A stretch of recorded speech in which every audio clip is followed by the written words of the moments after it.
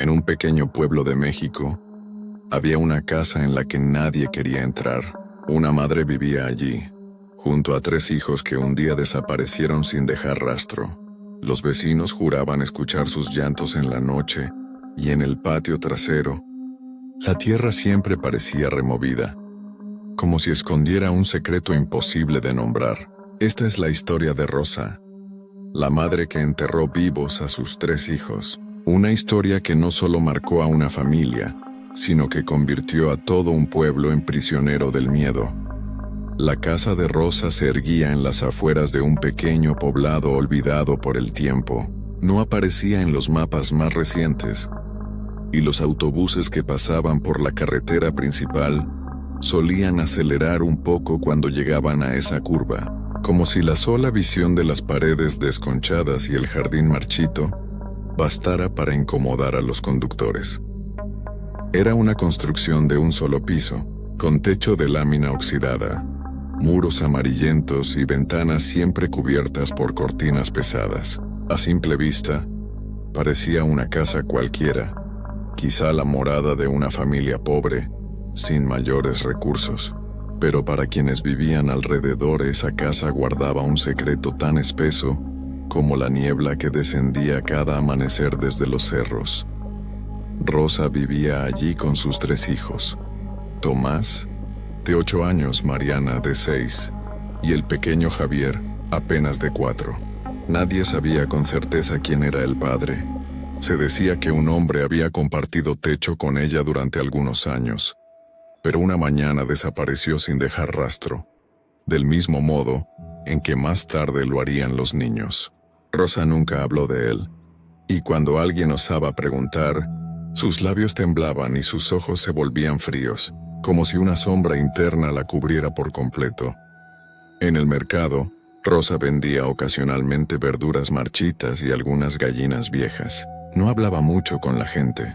Apenas murmuraba los precios, evitando las miradas directas. Nadie la veía reír, nadie la veía rezar. Los domingos, mientras el pueblo entero acudía a misa, ella permanecía encerrada en su casa. Los vecinos afirmaban escuchar ruidos extraños, pasos a medianoche, el chirrido del azadón contra la tierra húmeda, y a veces, lo que sonaban como sollozos infantiles sofocados. Con el tiempo, las visitas de los niños al pueblo fueron haciéndose menos frecuentes. Al principio se les veía corriendo alrededor de la plaza, jugando con otros pequeños, aunque siempre bajo la mirada severa de su madre, que los llamaba con un silbido agudo cuando consideraba que era suficiente. Después, los encuentros fueron escasos y finalmente desaparecieron por completo. Fue entonces cuando los rumores comenzaron. Los niños se fueron con parientes a la ciudad, dijo Rosa cuando alguien preguntó, pero no había cartas, ni llamadas, ni señales de que aquello fuese cierto. Yo los escuché llorar anoche, aseguró una vecina. Yo vi a Rosa cavando en el patio con una linterna, añadió otro. Quizá los encierra para que no la abandonen, susurraba la gente en el mercado. La desconfianza creció hasta convertirse en miedo. Nadie quería acercarse demasiado a la casa. Aún así, el patio trasero se convirtió en objeto de obsesión. Detrás de la casa había un pequeño terreno cercado con tablas podridas, donde apenas sobrevivían unos arbustos secos y una higuera torcida. La tierra allí siempre parecía removida, nunca del todo firme, y en época de lluvias emanaba un olor metálico, denso, que se confundía con el barro. Una tarde de verano, los niños de la colonia, armados con el valor que da la inocencia, se asomaron por las rendijas de la cerca. Creyeron ver juguetes enterrados a medias, una muñeca sin cabeza, un cochecito oxidado, un zapato infantil con la suela rota.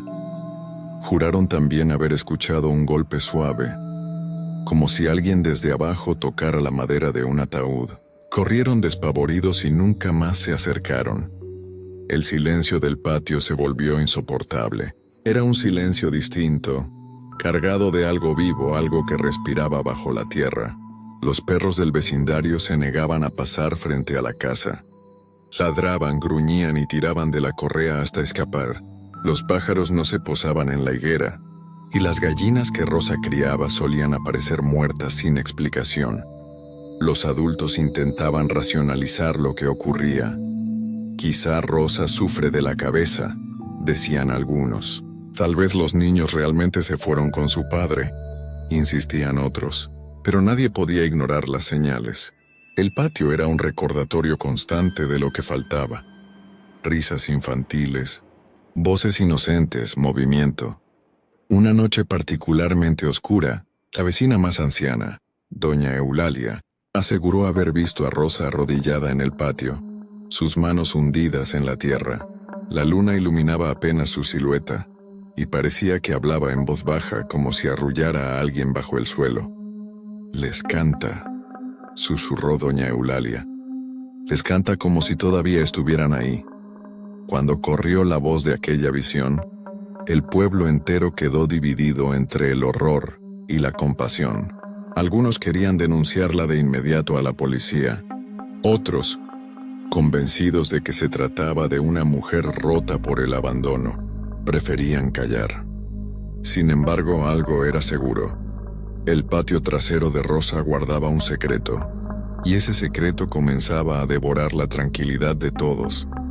La historia apenas comenzaba, y ya el aire mismo parecía contaminado por un misterio sin nombre. Antes de que el nombre de Rosa se convirtiera en sinónimo de miedo, fue simplemente una muchacha de mirada apagada que creció en el mismo pueblo.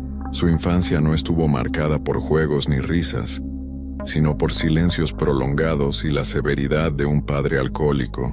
Se decía que su madre murió joven, dejando a la niña en manos de un hombre incapaz de dar cariño. Rosa aprendió pronto a soportar los gritos, los portazos y el olor a aguardiente que impregnaba las paredes de la casa. A los 17 años conoció a Esteban, un forastero que trabajaba como peón en las fincas cercanas. Él parecía distinto. Le sonreía, le regalaba flores silvestres y le hablaba de la posibilidad de escapar a la ciudad. Para Rosa, Esteban representaba una salida, una promesa de vida lejos del desamparo. No pasó mucho tiempo antes de que decidiera huir con él. Se casaron en la parroquia local con una ceremonia pequeña, casi secreta. Los testigos fueron apenas 2 campesinos, y el banquete se limitó a un guiso de frijoles y tortillas. Pero para Rosa aquello era un renacer. Creyó por primera vez que la felicidad podía ser posible. Los hijos llegaron pronto, primero Tomás, luego Mariana y finalmente Javier. Con cada nacimiento, Rosa sentía la mezcla contradictoria de orgullo y cansancio. El dinero era escaso. Esteban bebía más de lo que trabajaba, y la casa se llenaba de llantos nocturnos. El sueño de la ciudad se desmoronó.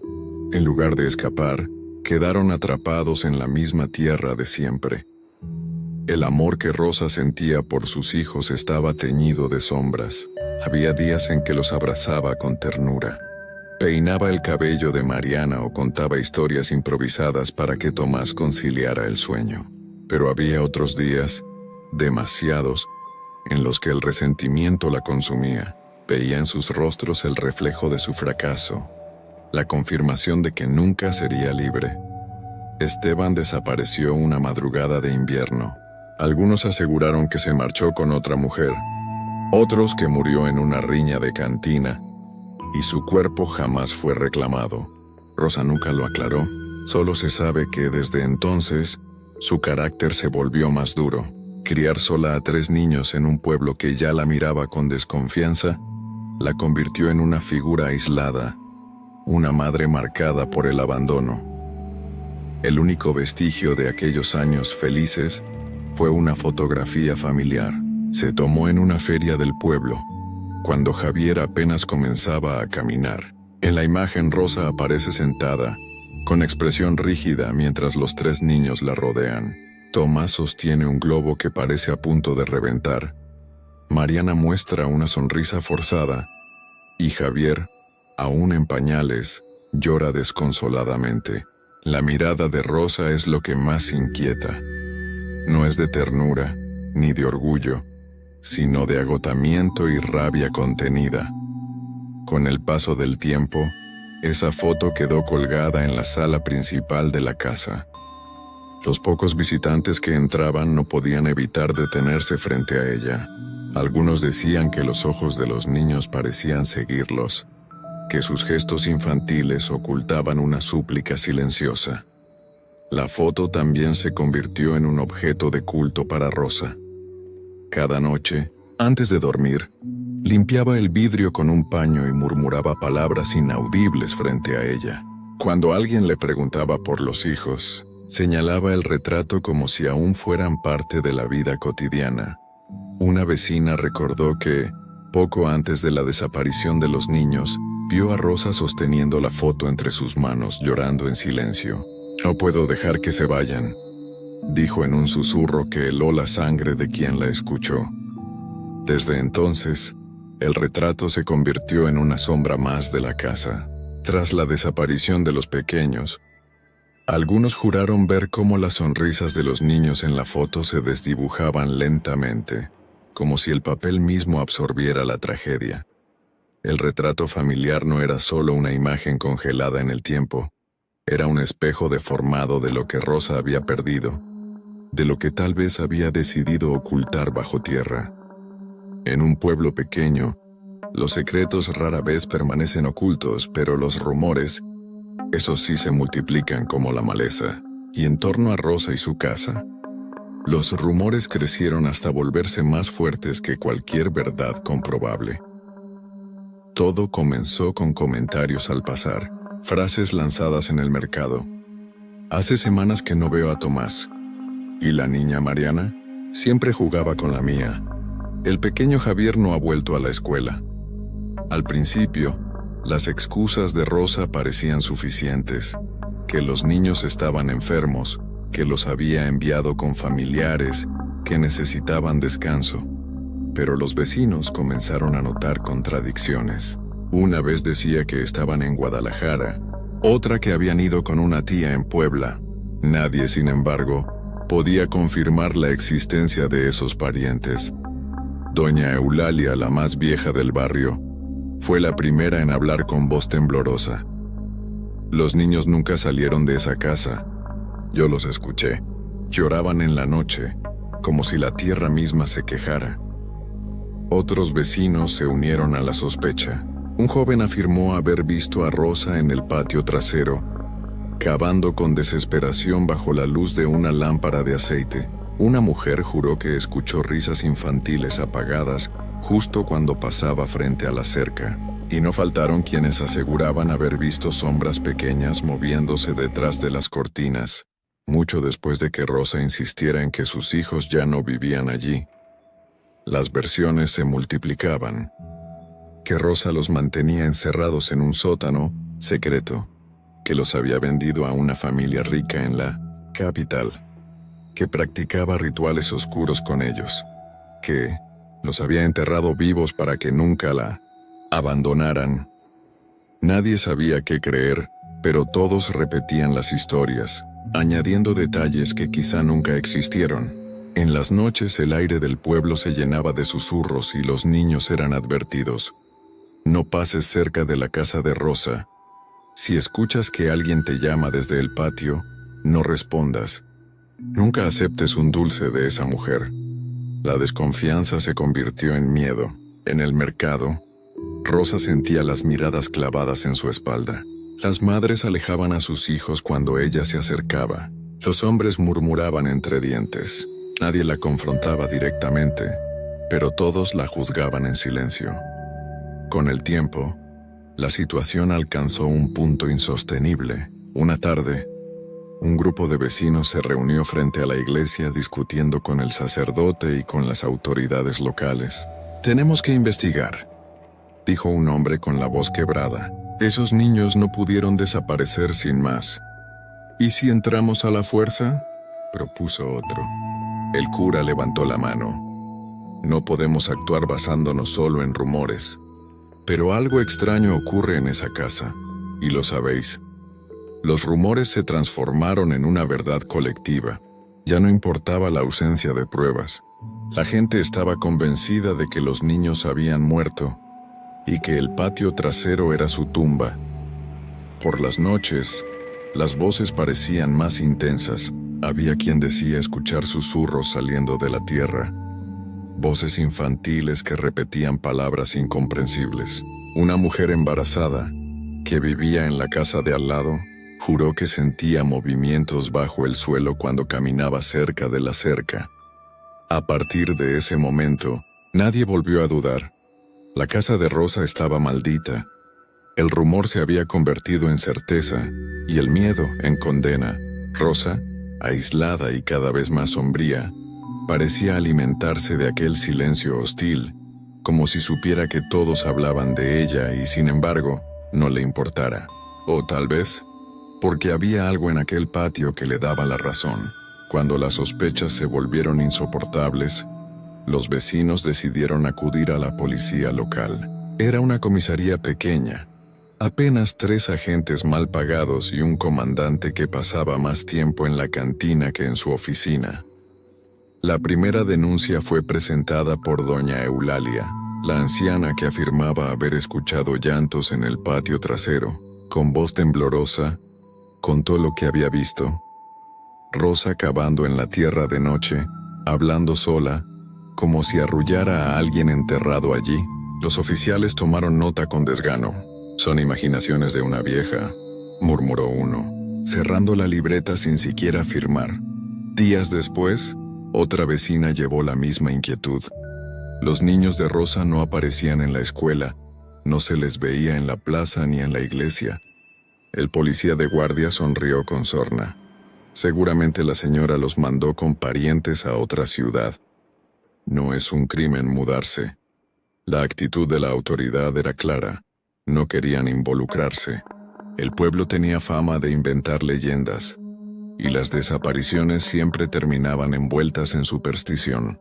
Nadie quería redactar informes oficiales sobre niños enterrados en un patio trasero. Cuando finalmente citaron a Rosa para declarar, su testimonio resultó confuso. Sentada frente a la mesa del comandante, dijo con tono monótono: «Mis hijos están con su tía, en Morelia. No tienen que preocuparse. ¿Podemos tener la dirección?», preguntó un agente. «No la recuerdo ahora», respondió ella, bajando la mirada. Los policías tomaron aquella respuesta como suficiente. No verificaron papeles, no pidieron nombres completos, no cruzaron llamadas. Simplemente cerraron el caso como menores en resguardo de familiares. Sin embargo, en el pueblo nadie quedó conforme. Las contradicciones de Rosa eran demasiado evidentes. Un día aseguraba que los niños estaban en Morelia. Otro, que se habían ido con su padre a Veracruz. Cuando un vecino le preguntó directamente, respondió: «Ellos siguen aquí, conmigo». Esa frase recorrió las calles como un rayo. Para muchos, era la confesión velada de lo que todos temían, pero la policía insistía en no actuar. «No tenemos pruebas», decían. «Sin cuerpos, no hay delito». La indiferencia de la autoridad solo avivó el fuego de los rumores. Los vecinos comenzaron a sentirse desprotegidos, convencidos de que la justicia no llegaría jamás. En reuniones nocturnas, algunos hablaban de tomar la ley en sus manos, de entrar a la fuerza en la casa y cavar el patio, pero el miedo los detenía. Mientras tanto, Rosa seguía viviendo como si nada. Iba al mercado, compraba pan y frijoles, volvía a encerrarse tras las cortinas pesadas. En su rostro no había ni rastro de dolor por la ausencia de sus hijos, ni señales de duelo. Su silencio era para todos la prueba más condenatoria. La policía, con su negligencia, había convertido una sospecha en un mito, y los mitos, en aquel pueblo, eran más fuertes que cualquier ley escrita. Nadie supo con certeza cómo apareció el cuaderno. Algunos aseguraban que lo hallaron en el mercado, entre las cosas usadas que Rosa intentaba vender.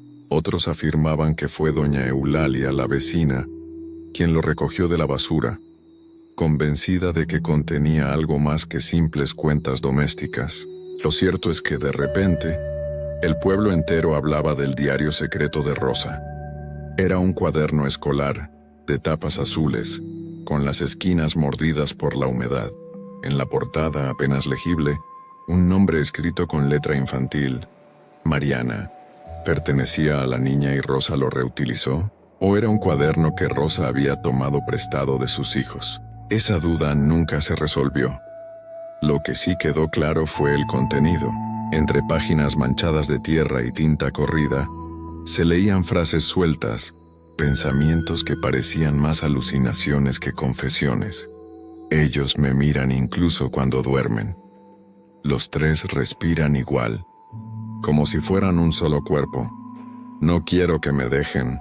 Otra vez no como él. La tierra es suave, cálida. Allí estarán seguros. Los vecinos que pudieron leerlo hablaban de párrafos enteros escritos sin pausa, con palabras repetidas una y otra vez, como un rezo perturbador. Madre, madre, madre, madre, madre. Silencio, silencio, silencio, silencio. Bajo, bajo, bajo, bajo, bajo, bajo, bajo. Había también dibujos. Círculos oscuros que parecían ojos. Figuras infantiles sin rostro. Árboles torcidos con raíces largas que se extendían como brazos. En una página, se distinguía claramente el contorno de 3 pequeñas figuras bajo un montículo de tierra, rodeadas por lo que parecían flores. El diario no ofrecía una confesión directa, pero cada palabra reforzaba la sospecha de todos. Para los vecinos era la prueba de que Rosa había perdido la razón. Para otros, era un testamento oscuro que confirmaba lo inimaginable. Cuando el cuaderno llegó a manos de la policía, apenas lo hojeó el comandante. No hay nada aquí que demuestre un crimen, dijo cerrando de golpe las tapas. Para él, eran simples desvaríos de una mujer trastornada. Pero en el pueblo la lectura de esas páginas se convirtió en una experiencia colectiva.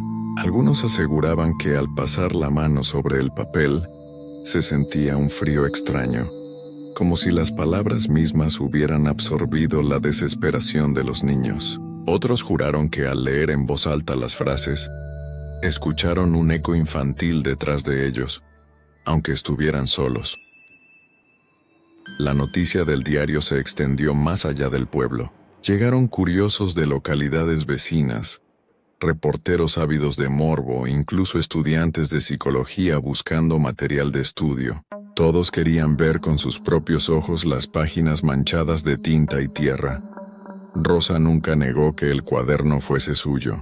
Cuando le preguntaron, simplemente respondió: ellos me dictaban las palabras. Esa frase se repitió en cada esquina, en cada casa, como una sentencia. Los vecinos ya no solo sospechaban, estaban convencidos de que los hijos de Rosa no habían salido vivos de aquella casa. El diario, lejos de aclarar el misterio, lo convirtió en un laberinto aún más oscuro. Los rumores sobre la desaparición de los niños habían convertido la casa de Rosa en un lugar prohibido, pero lo prohibido siempre ejerce un magnetismo irresistible, sobre todo en los jóvenes. Fue un grupo de 4 adolescentes, Álvaro, Inés, Mateo y Carla, quienes decidieron entrar una noche. No lo hicieron por valor, sino por desafío. En el pueblo se había convertido en un juego macabro. Retarse a cruzar la cerca, a mirar por las ventanas, a escuchar si algo se movía en la oscuridad. Solo queremos comprobar que todos son cuentos de viejas, dijo Álvaro, tratando de sonar valiente. La luna apenas iluminaba la fachada descascarada. Las cortinas permanecían corridas como siempre, pero lo que más inquietaba era el silencio. Ni los grillos se atrevían a cantar cerca de esa casa. Los jóvenes saltaron la cerca de madera podrida y entraron por la puerta trasera, que se dio con un crujido largo, como un lamento. Dentro, el aire estaba cargado de humedad y polvo. El olor a encierro era sofocante. La sala parecía detenida en el tiempo, muebles viejos cubiertos de mantas, un crucifijo torcido en la pared, y sobre la mesa, el retrato familiar de Rosa y los 3 niños. Carla se acercó con la linterna y tragó saliva. Miré en sus ojos, susurró. Las figuras de los pequeños parecían más borrosas de lo normal, como si el paso de los años hubiera devorado solo sus rostros. Subieron al pasillo que conducía a los dormitorios. En el de los niños encontraron camas pequeñas sin ropa de cama, juguetes rotos en el suelo, un oso de peluche sin un ojo. Todo estaba cubierto de polvo, como si nadie hubiera dormido allí en mucho tiempo. De pronto Mateo se detuvo. ¿Oyeron eso? Un golpe seco, breve, provenía del patio trasero. Luego otro, como un puño débil llamando desde debajo de la tierra. El silencio posterior fue aún más aterrador. Los cuatro se miraron con el miedo tatuado en el rostro. Inés quiso salir de inmediato, pero Álvaro insistió en ir hasta el patio. Empujaron la puerta de atrás y la linterna iluminó la higuera torcida. El suelo, húmedo por las lluvias, mostraba marcas recientes, como si hubiera sido removido con herramientas. Entonces, se escuchó claramente un golpe rítmico, suave, desde debajo de la tierra. 1, 2, 3, y luego un murmullo infantil apenas audible. «Mamá». Carla gritó y soltó la linterna, que rodó hasta detenerse frente a un montículo de tierra más oscuro que el resto. La tierra parecía moverse, como si algo dentro intentara salir. No esperaron más. Corrieron despavoridos hacia la salida, tropezando con los muebles, sin mirar atrás.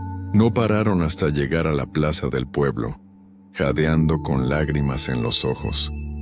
Cuando contaron lo que habían escuchado, nadie les creyó del todo. Algunos dijeron que era sugestión, otros que inventaban la historia para llamar la atención, pero todos notaron que desde esa noche los cuatro cambiaron. Álvaro dejó de bromear, Inés no volvió a dormir sin una vela encendida. Mateo se fue del pueblo poco después, y Carla juraba escuchar golpes bajo el suelo cada vez que pasaba cerca de la casa. Desde entonces, la gente comenzó a llamarla la casa encerrada, un lugar donde algo estaba oculto, sellado, esperando. En la memoria del padre Anselmo, párroco del pueblo durante más de 3 décadas, había confesiones que se desvanecían con el tiempo.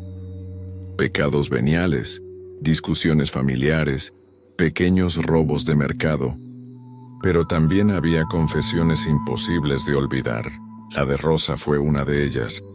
Ocurrió un domingo cualquiera. Mientras la misa transcurría con normalidad, Rosa se mantuvo de pie al fondo de la iglesia, inmóvil, con el rostro pálido bajo un velo negro. No comulgó, no rezó, solo esperó a que la mayoría se marchara, y entonces se acercó lentamente al confesionario. El padre Anselmo la reconoció de inmediato. Pocas veces acudía a misa y casi nunca hablaba con nadie. Su sola presencia ya resultaba inquietante. Cuando se arrodilló y la celosía del confesionario se cerró, el sacerdote sintió un escalofrío que no supo explicar. Al principio, Rosa guardó silencio. El padre la animó con las palabras habituales. El Señor escucha a sus hijos. Hija, confiesa y hallarás paz. Entonces Rosa murmuró: he hecho algo que no puedo deshacer. La voz sonaba apagada, pero cargada de una firmeza extraña. No era el tono de quien busca perdón, sino de quien constata un hecho inevitable. El sacerdote le preguntó con cautela: ¿de qué se trata, hija mía? Hubo un largo silencio. Después Rosa susurró: los hice dormir bajo la tierra, padre, para que nunca me abandonaran. Anselmo contuvo el aliento. Por un instante, pensó que había escuchado mal. ¿A quién hiciste dormir?, preguntó con la garganta seca. A ellos. A mis pequeños, respondió Rosa. Ahora no tengo miedo de que se vayan. La tierra los guarda, y yo sigo oyendo sus voces. El sacerdote apretó con fuerza el crucifijo que llevaba colgado del cuello. ¿Están vivos?, se atrevió a preguntar. Pero Rosa no respondió, solo comenzó a llorar suavemente. Un llanto que no era de arrepentimiento sino de apego. La confesión terminó abruptamente. Rosa se levantó y se marchó sin esperar absolución. Su silueta se perdió en la penumbra del atrio. dejando tras de sí un silencio insoportable. El padre Anselmo quedó trastornado.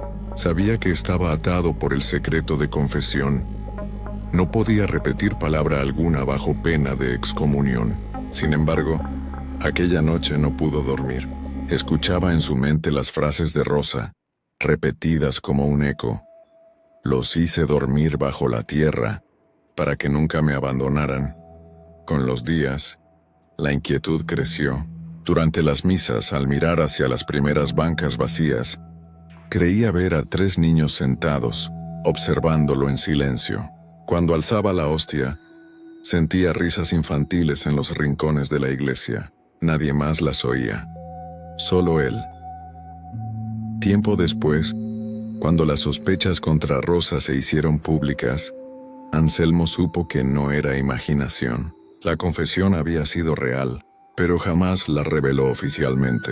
Solo en confianza, a unos pocos feligreses cercanos, murmuró una frase que bastó para alimentar los rumores. Ella les canta desde la tierra. Aquellas palabras se extendieron por el pueblo, multiplicando el miedo.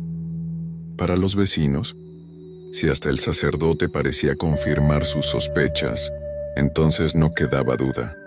Rosa había hecho algo monstruoso, y así, la fe, la justicia y el rumor se entrelazaron en un mismo hilo.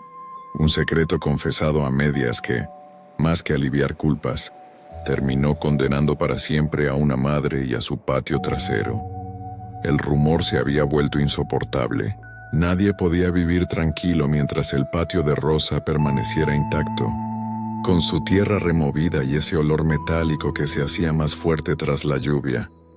Finalmente, un grupo de vecinos se reunió frente a la comisaría.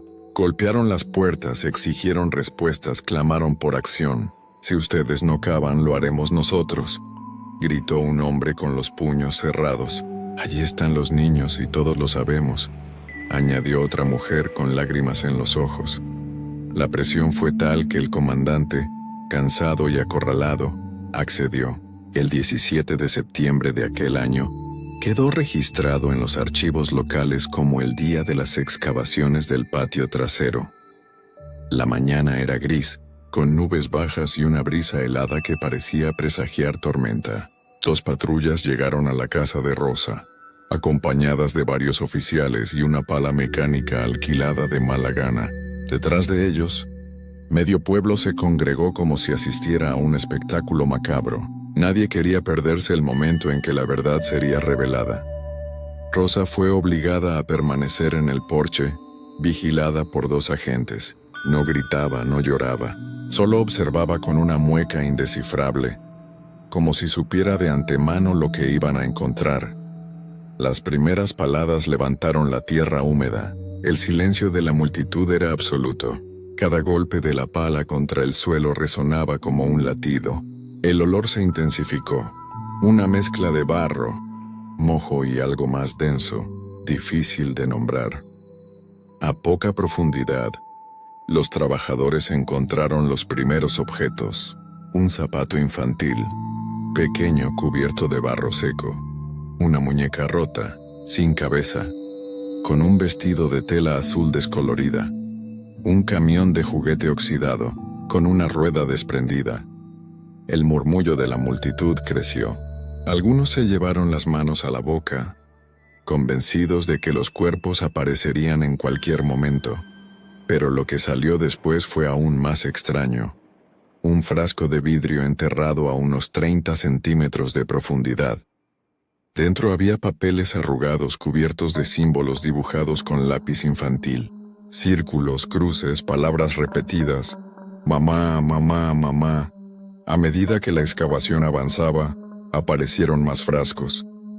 Algunos contenían mechones de cabello atados con hilos rojos, otros trozos de tela infantil, manchados con algo que parecía óxido. Uno de ellos guardaba 3 dientes de leche envueltos en un pañuelo. El comandante, nervioso, ordenó detener el trabajo, pero los vecinos gritaron más fuerte. «¡Sigan cavando! Allí están». Se cavó más hondo, hasta 1 metro, metro y medio. El suelo estaba húmedo, blando, como si alguien lo hubiera removido recientemente. Todos esperaban encontrar huesos. Sin embargo, no apareció ningún cuerpo. Lo único que hallaron cerca de las raíces de la higuera fue una caja metálica corroída por la humedad. Al abrirla, encontraron más papeles, páginas arrancadas del mismo diario, con frases repetitivas y perturbadoras. Aquí respiran, aquí juegan, aquí no se van. El silencio cayó sobre la multitud. No había cadáveres, pero los objetos encontrados eran suficientes para helar la sangre de cualquiera. Los agentes decidieron suspender la excavación. Oficialmente el informe concluyó: no se hallaron restos humanos, solo objetos personales posiblemente pertenecientes a los menores. Pero en el pueblo, aquel día quedó grabado como la confirmación de que los niños sí habían estado bajo esa tierra, aunque la evidencia tangible se escurriera como agua entre las manos. Lo más inquietante fue lo ocurrido esa misma noche. Varios vecinos que vivían cerca de la casa afirmaron haber escuchado un coro de llantos infantiles provenir del patio recién removido. Otros dijeron ver pequeñas huellas en el barro fresco a la mañana siguiente, como si alguien hubiera caminado descalzo sobre la tierra húmeda. Las excavaciones, lejos de aclarar el misterio, lo profundizaron. Habían removido la tierra, pero también habían despertado algo. Las excavaciones no trajeron cuerpos, pero sí dejaron una herida abierta en el pueblo. El patio removido, los objetos infantiles hallados, los frascos con mechones de cabello, todo ello parecía haber liberado algo que permanecía dormido bajo la tierra. La primera en hablar fue doña Eulalia. Aquella misma noche, juró escuchar un llanto suave, como el de un bebé, que provenía del patio trasero de Rosa. Pensó que era el viento colándose entre las tablas podridas de la cerca, pero al acercarse a la ventana distinguió claramente palabras entrecortadas. Mamá, mamá. Al día siguiente, un grupo de jóvenes que pasaba frente a la casa aseguró haber visto 3 siluetas pequeñas correr alrededor de la higuera torcida. Eran sombras translúcidas como si estuvieran hechas de humo, pero se movían con la agilidad de niños jugando. Uno de ellos, según Carla, la adolescente que había entrado antes en la casa, llevaba en la mano un globo rojo. Los testimonios se multiplicaron. Una mujer que regresaba del mercado sintió que alguien le tiraba de la falda y, al voltear, vio un niño de ojos vacíos que desapareció en la nada. Un cartero oyó risas detrás de la puerta cerrada de la casa, aunque Rosa estaba detenida en la comisaría. Varias madres afirmaron que sus hijos pequeños despertaban llorando en la madrugada, gritando que unos niños los estaban llamando desde el jardín. El miedo se apoderó del pueblo. Ya nadie pasaba frente a la casa después del anochecer. Los perros seguían ladrando hacia el patio, pero ahora lo hacían con un gemido de terror, como si vieran lo que los humanos no podían. Los rumores se convirtieron en certezas colectivas. Los espíritus de los hijos de Rosa estaban atrapados, reclamando atención, buscando justicia o quizá queriendo arrastrar a otros niños con ellos. Incluso dentro de la iglesia, el padre Anselmo confesó a un colega que, durante la misa, escuchó un coro de voces infantiles entonando un canto sin palabras, un murmullo que lo obligaba a alzar la voz para que los feligreses no lo notaran. El fenómeno más perturbador ocurrió durante una noche de tormenta. Un rayo iluminó el patio, y varios vecinos aseguraron haber visto 3 figuras pequeñas de pie sobre la tierra removida, tomadas de la mano, mirando hacia el pueblo. La visión duró apenas unos segundos, pero fue suficiente para alimentar la leyenda. A partir de entonces, la gente comenzó a llamarles los niños del patio. No eran solo recuerdos de carne y hueso. Se habían convertido en fantasmas colectivos, parte de la memoria maldita del pueblo. Quienes se atrevieron a acercarse juraron escuchar el golpeteo rítmico bajo el suelo, como un tambor débil, acompañado de susurros que pedían salir. Otros decían que, si uno permanecía en silencio junto a la cerca, podía sentir una respiración infantil en la nuca. Las excavaciones habían fallado en encontrar cuerpos, pero habían despertado algo mucho más poderoso: la certeza de que el patio no estaba vacío. El pueblo, desde entonces, dejó de ser un lugar común, se convirtió en territorio de espectros, en escenario de un misterio que nunca encontraría reposo. Tras las excavaciones y la histeria colectiva, las autoridades decidieron que Rosa debía ser sometida a un examen psiquiátrico. No había pruebas suficientes para acusarla de asesinato, pero tampoco podían dejarla libre en medio de un pueblo que la señalaba como monstruo. Fue trasladada a la capital del estado, al Hospital Psiquiátrico San Miguel, un edificio gris rodeado de muros altos y ventanas enrejadas. Los informes de ingreso la describen como una mujer de 40 y pocos años, cabello largo y descuidado, mirada ausente y manos cubiertas de tierra reseca. Lo que más sorprendió al personal médico no fueron sus palabras, sino sus gestos. Rosa insistía en que le asignaran una celda amplia con espacio suficiente para colocar 3 sillas pequeñas. Cada día, a la misma hora, acomodaba las sillas en círculo y susurraba canciones de cuna, como si arrullara a niños invisibles. Los doctores tomaron nota. La paciente presenta cuadros de alucinación persistente. Afirma escuchar y ver a sus hijos en la sala. Se comunica con ellos, les da órdenes y les canta para que duerman.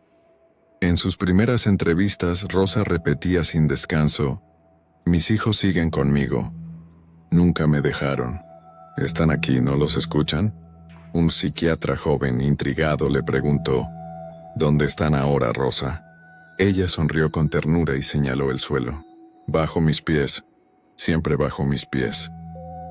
Los médicos debatieron si se trataba de esquizofrenia paranoide, de un trastorno disociativo o de un delirio inducido por el trauma, pero ninguno podía ignorar el efecto que su presencia ejercía en quienes la rodeaban. Enfermeras experimentadas confesaban sentir escalofríos al entrar en su celda, como si realmente hubiera 3 niños observándolas desde las esquinas. Con el tiempo, Rosa comenzó a escribir en las paredes con trozos de carbón, frases repetidas, idénticas a las de su diario. «Aquí respiran, aquí juegan, aquí no se van». Lo más inquietante fue que, en varias ocasiones, las frases aparecieron escritas con una caligrafía infantil, diferente a la de Rosa. Nadie pudo explicar cómo. El personal intentó retirarle los trozos de carbón, pero ella continuó escribiendo con las uñas, dejando marcas en el cemento. Mientras tanto, en el pueblo, la noticia de su internamiento no trajo paz. Al contrario, los fenómenos paranormales parecieron intensificarse. Se decía que cada vez que Rosa hablaba con sus hijos en el hospital, los vecinos escuchaban llantos en el patio de su casa, como si existiera un vínculo indestructible entre ella y el lugar maldito. Un periódico local publicó un artículo con el título «La madre que nunca floreció. Rosa, entre la locura y la maldición». En él, un reportero escribió: «No sabemos si Rosa es culpable de la desaparición de sus hijos o si es simplemente víctima de la obsesión colectiva. Lo cierto es que allí donde ella está, los niños parecen seguir presentes». Los años siguientes fueron un ciclo repetitivo. Exámenes médicos, sesiones fallidas de terapia, y Rosa siempre con 3 sillas pequeñas a su alrededor, cantando canciones que solo ella y quizá sus hijos fantasmas podían escuchar. El apodo se quedó para siempre: la Rosa que nunca floreció. Una madre que, en lugar de dar vida, parecía haber sembrado muerte bajo la tierra. Durante años el expediente de Rosa permaneció estancado. Los médicos hablaban de locura, la policía de falta de pruebas y los vecinos de fantasmas. Pero un día, apareció un hombre que decía tener la pieza faltante del rompecabezas. Se llamaba Don Hilario, un campesino solitario que vivía en las afueras, cerca de los campos de maíz. Era conocido por su carácter huraño y por pasar más tiempo con sus animales que con la gente del pueblo. Quizá por eso su testimonio no salió a la luz de inmediato. Hilario se presentó en la comisaría con el sombrero en la mano y la voz quebrada. Yo vi lo que nadie quiso ver. Su declaración quedó registrada en un informe breve, casi olvidado en los archivos. Decía así: fue una noche de lluvia hace años. Yo regresaba de los campos cuando pasé cerca de la casa de Rosa. Eran casi las 11 y el agua caía con fuerza. Entonces la vi. Estaba en el patio arrastrando un costal grande pesado.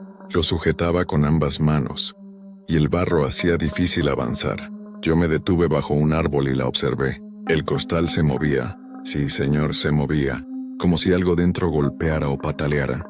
Rosa miraba alrededor con miedo de ser vista, y luego siguió arrastrándolo hasta la higuera.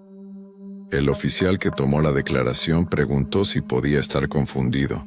Hilario fue tajante. No, señor. Escuché golpes desde dentro del costal. Y también, juraría que escuché una voz infantil, ahogada, que decía, «Mamá». El impacto de estas palabras fue devastador para los pocos que llegaron a leer el informe. Sin embargo, la policía lo archivó sin mayor trámite. Oficialmente, no había pruebas físicas, solo el testimonio de un hombre considerado excéntrico. Pero cuando Hilario compartió su historia con algunos vecinos, el rumor se extendió como pólvora. Para ellos, aquello era la confirmación de sus sospechas. Rosa no solo había perdido a sus hijos, sino que los había cargado vivos en costales para enterrarlos bajo la lluvia. Lo más inquietante fue la descripción final de Hilario. Antes de desaparecer de mi vista, Rosa se detuvo bajo la higuera. Abrió un poco el costal y miró dentro. Su cara estaba iluminada por el rayo. No vi ternura ni pena. Vi alivio, como si al fin pudiera descansar.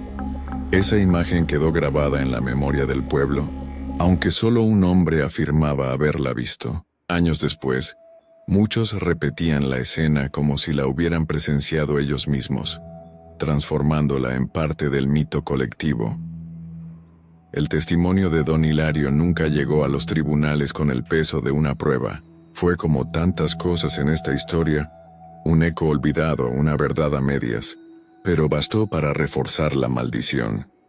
En la memoria del pueblo, la imagen de Rosa arrastrando un costal que se movía bajo la lluvia se convirtió en la representación más oscura de toda la tragedia.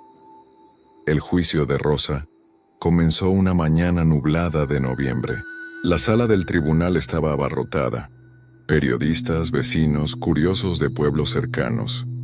Todos querían presenciar la caída de la mujer que ya era conocida como la madre del patio trasero. Rosa entró escoltada por 2 guardias. Llevaba un vestido gris prestado por la prisión, el cabello recogido en un moño desordenado y la mirada fija en el suelo. No parecía una asesina, pero tampoco una madre en duelo. Su silencio era más perturbador que cualquier grito. El fiscal abrió la sesión con una frase que resonó en toda la sala. Señores, estamos aquí porque 3 niños desaparecieron, y todo apunta a que su propia madre fue la responsable. A lo largo de los días, el tribunal escuchó testimonios que parecían piezas de un rompecabezas sin imagen final. Doña Eulalia relató los llantos nocturnos escuchados desde el patio. Los 4 adolescentes repitieron la historia de los golpes bajo la tierra. Don Hilario narró, con lágrimas en los ojos, la visión del costal moviéndose bajo la lluvia. El fiscal presentó también como pruebas los objetos hallados durante las excavaciones: juguetes enterrados, frascos con cabello y dientes de leche, páginas con frases obsesivas. Estos no son simples recuerdos, dijo. Son reliquias de una mente perturbada, pruebas de un crimen sin cadáver. La defensa, en cambio, insistía en la falta de cuerpos. Sin restos humanos no hay asesinato comprobable, repetía el abogado una y otra vez. Alegaba que Rosa sufría de un trastorno mental y que todo podía tratarse de imaginaciones colectivas, de histeria popular alimentada por supersticiones. Durante el juicio, Rosa habló poco. Cuando el juez le preguntó directamente dónde estaban sus hijos, respondió con calma inquietante: «Aquí conmigo, siempre conmigo». La sala estalló en murmullos. Algunos vecinos lloraron, otros gritaron «¡Asesina!». Los guardias tuvieron que restablecer el orden. La prensa cubrió cada detalle con morbo insaciable. Los titulares eran contundentes: la madre que sembró a sus hijos. El misterio del patio trasero llega a los tribunales. Locura o monstruo, Rosa ante la justicia. Las audiencias se convirtieron en espectáculo.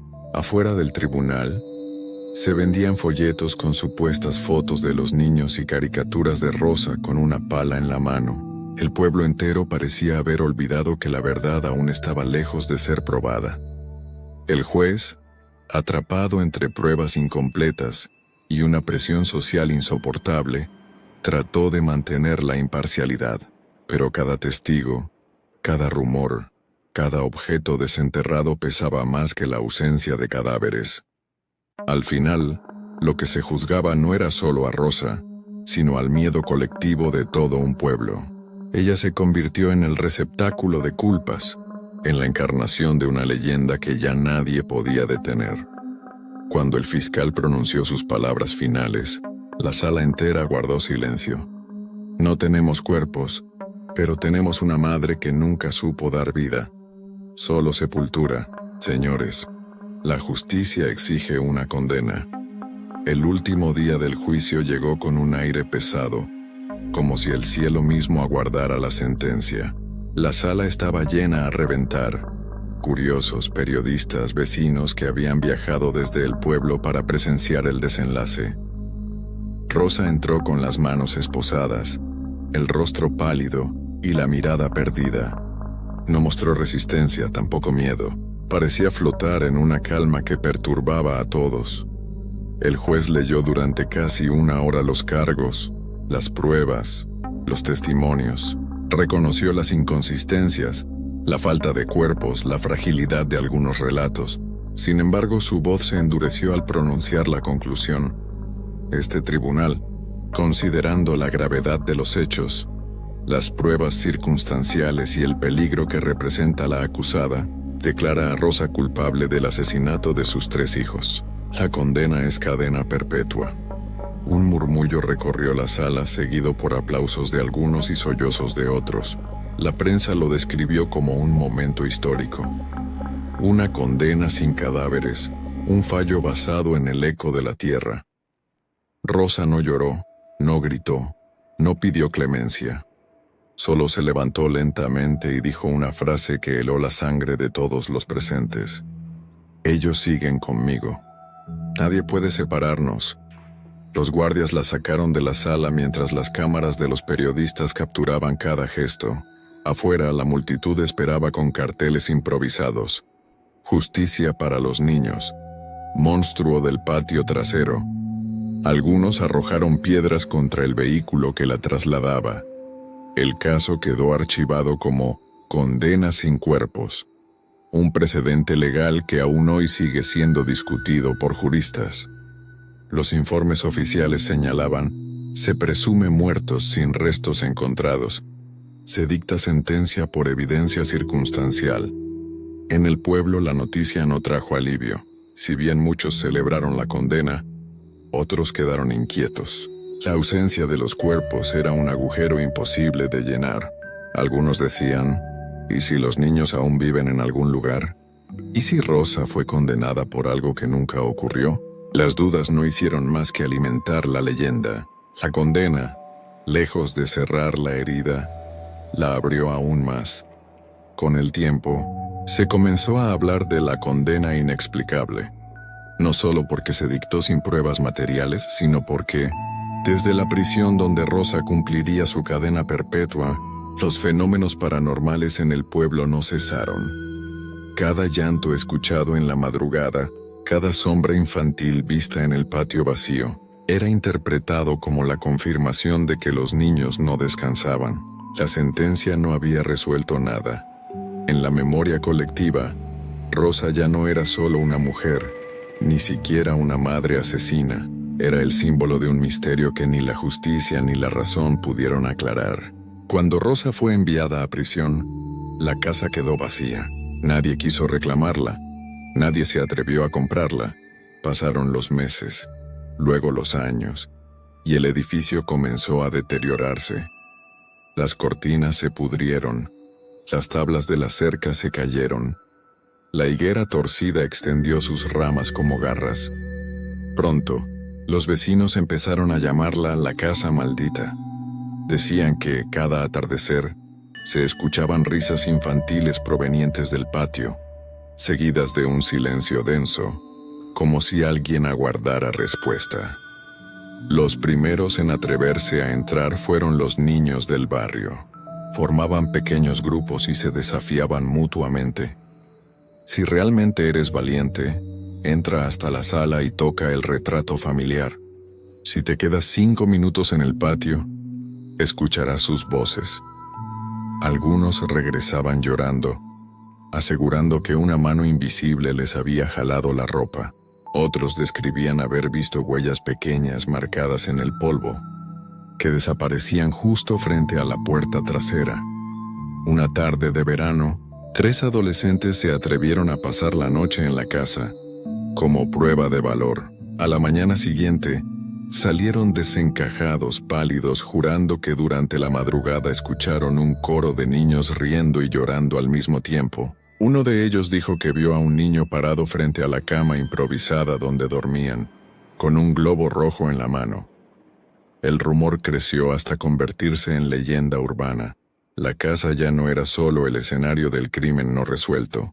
Era un lugar prohibido, un portal a lo inexplicable. Los adultos evitaban pasar cerca después del anochecer.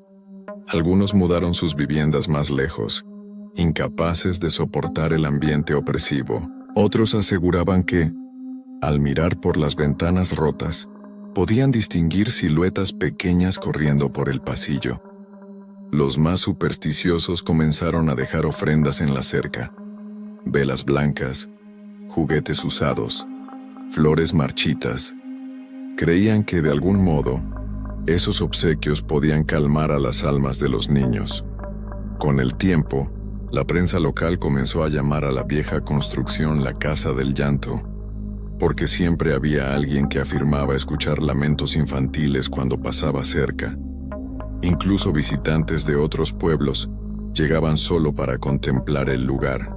Algunos se llevaban un puñado de tierra del patio como recuerdo, convencidos de que guardaba energía sobrenatural. No faltaron quienes juraban enfermar poco después de hacerlo.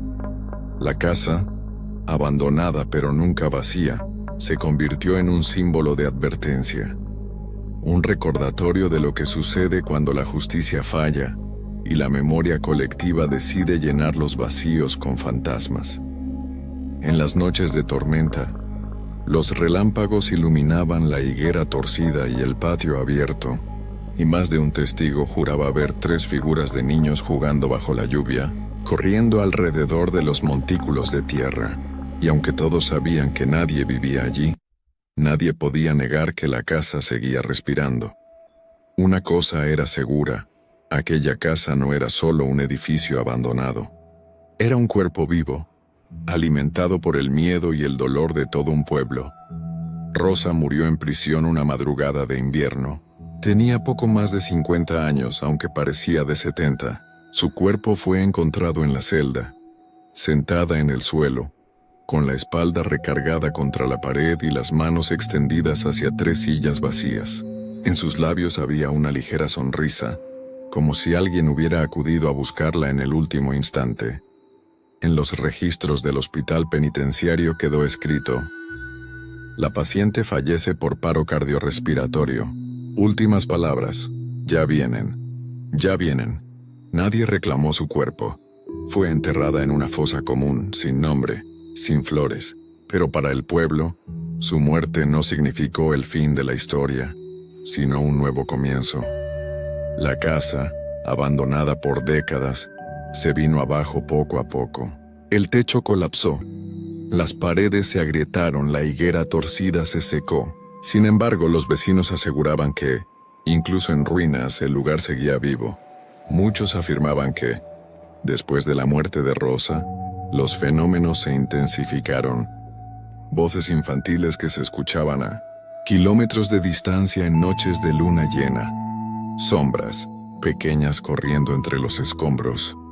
Golpes rítmicos que emergían del suelo removido. Algunos peregrinos llegaban desde pueblos lejanos, atraídos por la leyenda. Encendían velas y dejaban juguetes en el terreno vacío. Una mujer incluso aseguró que, al dejar un osito de peluche en la cerca caída, escuchó una risa clara detrás de ella.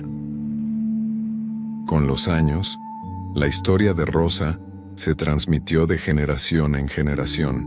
Los niños del pueblo crecieron escuchando la advertencia. No te acerques al patio trasero. Allí siguen jugando los hijos de Rosa.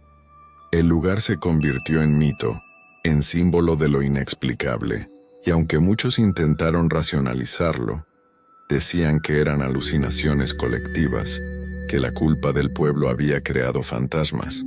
Nadie podía negar que al pasar por la vieja propiedad, se sentía un frío que no pertenecía a este mundo. En los archivos judiciales, el caso quedó cerrado. 3 menores desaparecidos, madre condenada, cuerpos no localizados. Pero en la memoria del pueblo el expediente nunca se cerró. Rosa había muerto, sí. La casa había caído, también. Pero el misterio seguía vivo, como una herida que nunca cicatrizó. Hasta hoy, en las noches de tormenta, los más viejos del lugar aseguran ver 3 luces pequeñas correr bajo la lluvia, justo en el terreno donde alguna vez estuvo el patio trasero. Y aunque nadie sabe la verdad, todos coinciden en lo mismo. El misterio de Rosa y sus hijos nunca descansó.